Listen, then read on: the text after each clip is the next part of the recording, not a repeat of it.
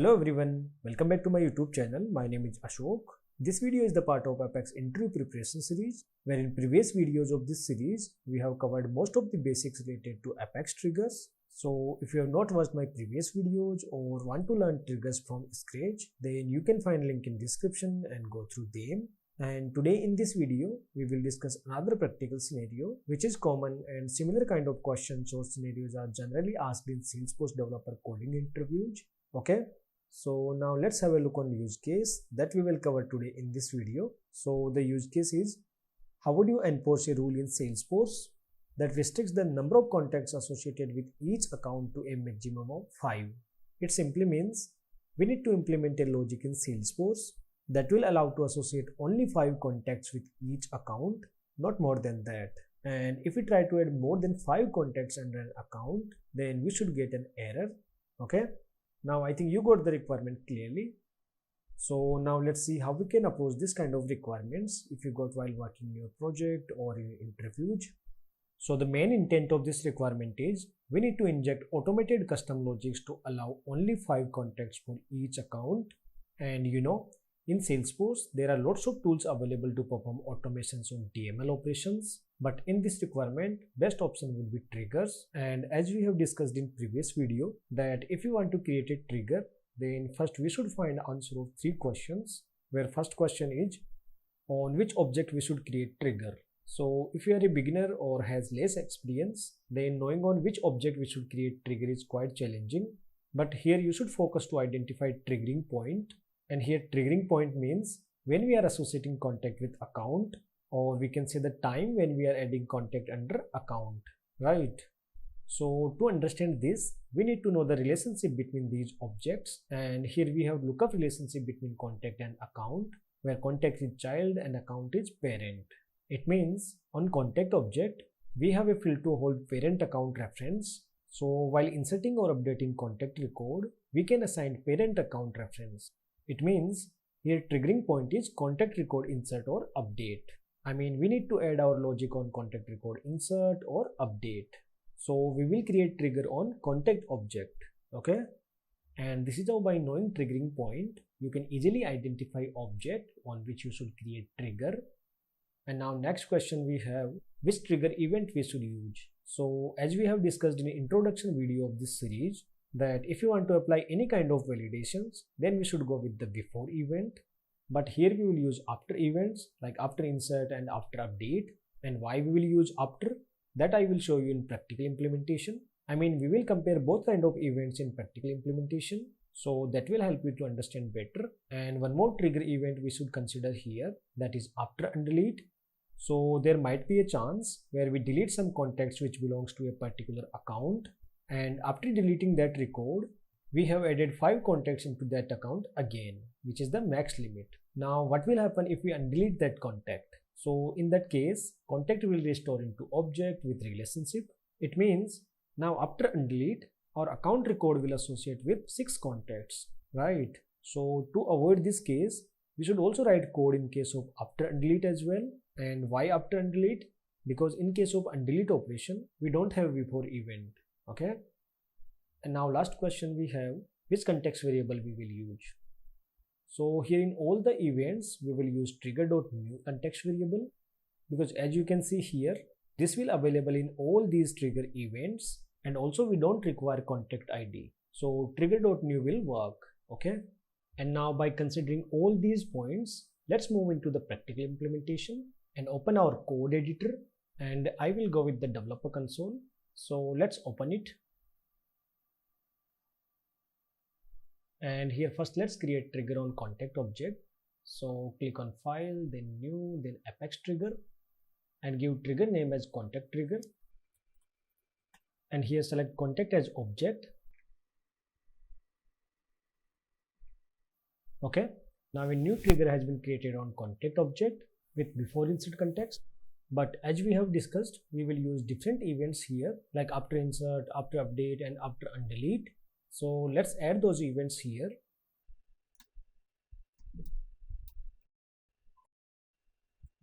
Okay.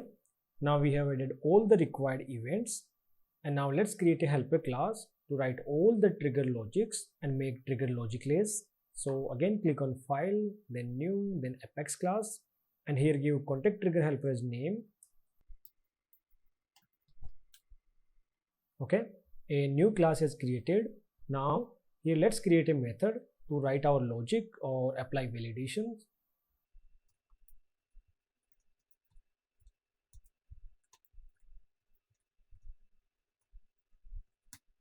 Okay, so here I have created a method which has name enforce per account context limit and taking context list as input, and return type is void because we are not planning to return anything from this method. Okay, now before writing code, let's understand one more thing here, that Apex triggers are by default bulkified in nature and can process up to 200 records in single batch. I mean, if we try to save multiple records in single transaction, let's say 500 records, either using data loader tools or using Apex. Now in this case, our trigger will call 3 times for first 200 records, then for second 200 records, at last for remaining 100 records. And if we pass trigger.new variable as an input in this method, then it may contain up to 200 records, right? So as a best practice, we should always write code in bulkified way. And for that, here first let's extract all the account IDs which are involved in this transaction or which are assigned as parent to all the contacts which are coming in current trigger execution or batch. And now to hold all the account IDs, let's declare a set and iterate each contact to extract their account ID.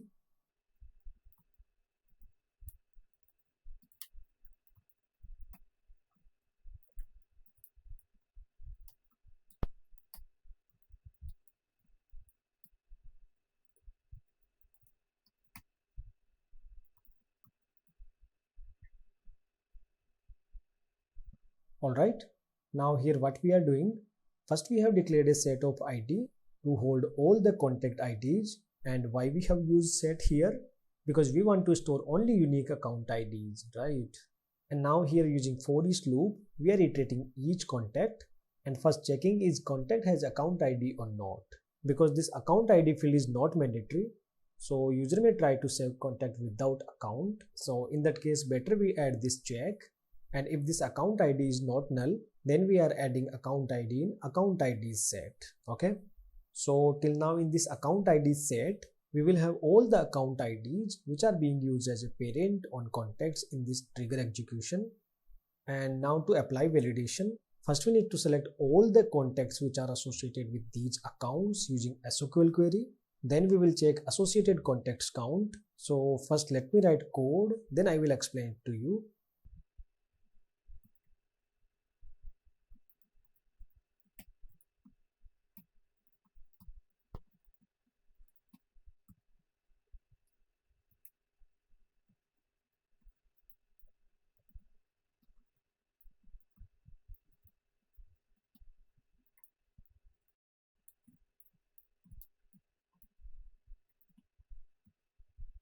Alright, so first here we have added a check that if this account ID set is empty, then we are returning program from here itself, because in that case we don't want to apply any validations.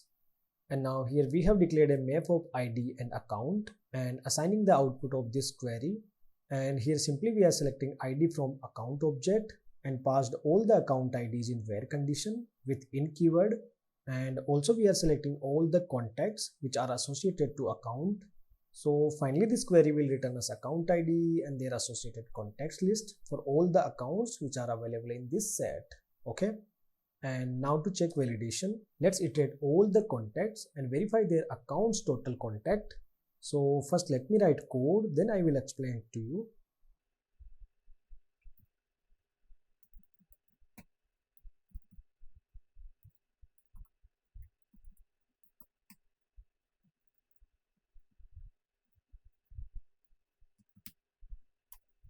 Alright, so here we are iterating each contact again with for each loop, and here first checking that is account ID is blank for this contact. If yes, then we are skipping rest of code from execution. I mean, we have added this continue keyword here, so it will terminate this trigger iteration without executing rest of code, and control directly move on the next iteration of loop.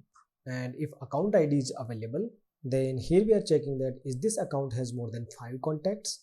I mean, this accounts list is the map, and using get method, we can get values which are stored against this key, and here key is the account ID.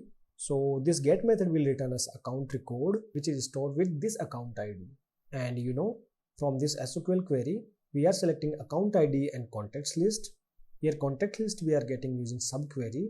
I mean, this is how we can get data from child objects using SQL query, and this subquery will return data as a list. So here we are checking size of this contacts list, and if size is more than 5 or if we have more than 5 contacts, then we will add error.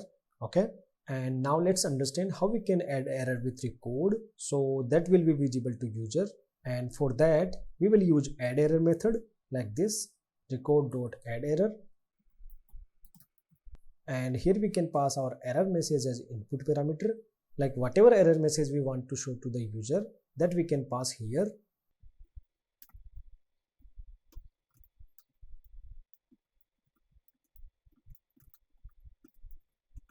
Okay, so here we have added this error message.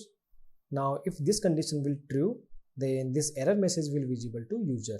Okay, now I think we are done with this method. So now let's call it in trigger.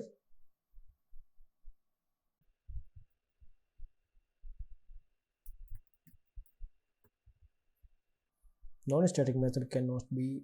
Okay, so let's make this method static. Now this method can be called without class object as well because this is static. And from here we have passed trigger.new context variable. Now let's add condition to call this method only in case of after insert, after update and after undelete. Though as of now this trigger will only call in these 3 events, but adding condition would be great because in future maybe someone add more events for their work. So to execute code on right event, we should always add condition. Now let me add here.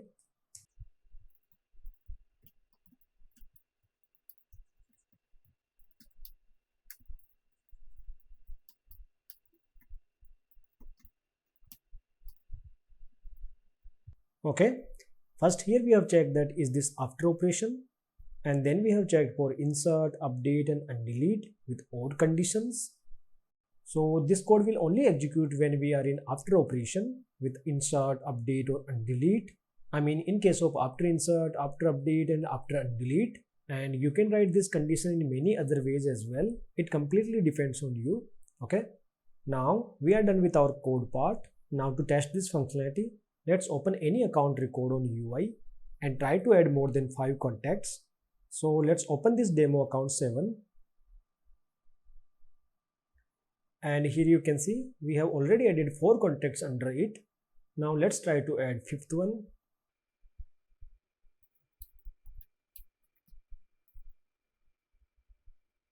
Okay, new contact added successfully, which means now this account has 5 contacts. And now if we try to add more, then it should not allow us. So let's try it.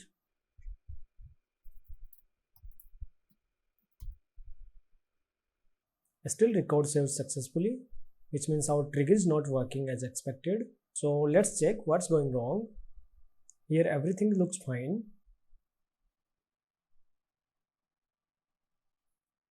Query also looking fine. Okay, we have added note here, which means our program will return from here if we have account ID. So this is causing problem. Now let's remove this note. So it will return in case of no account selected, and try again. So first let me delete this lastly created contact.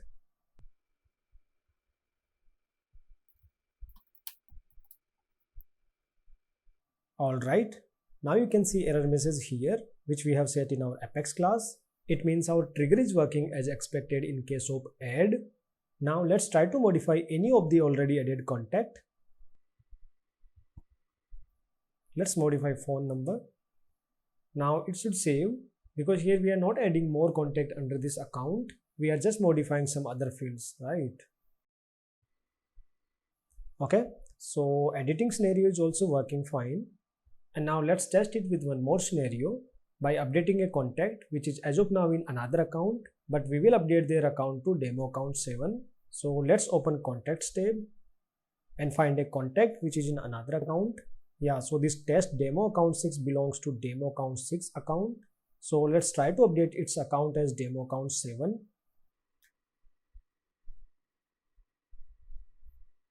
Now once we'll click on this save button, then it should give us an error.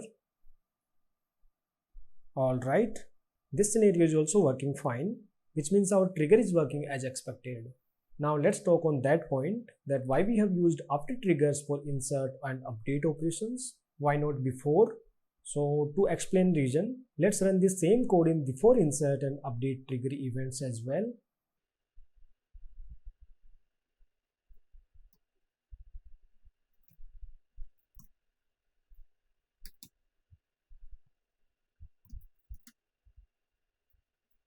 Okay, now I have added before insert and before update events here and also called this method in these contexts and commented this from here. It means now this method will call only in case of before insert and before update. So now to test it, let's try to add one more contact under account 7.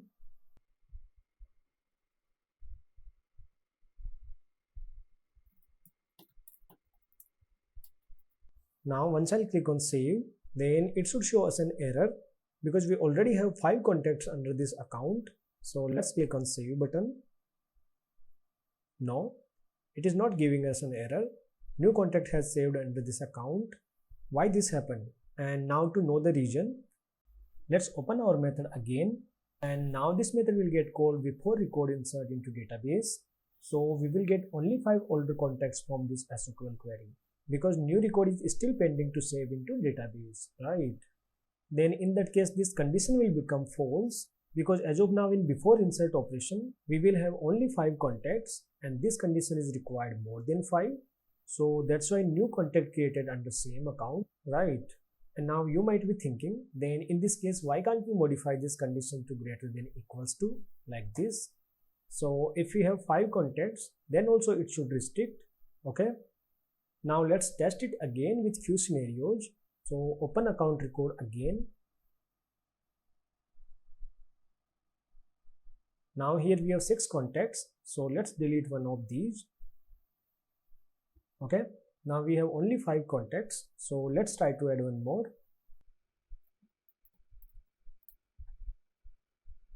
Okay. Now we can see error message, which is correct and working as expected in this scenario.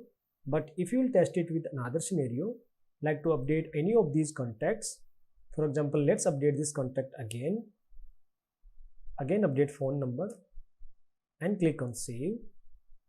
We can see error message, which is not correct because still we have only 5 contacts under this account, right? Then why this error is coming in this case also? So the reason behind this is, in case of update operation as well, we get 5 contacts from this query.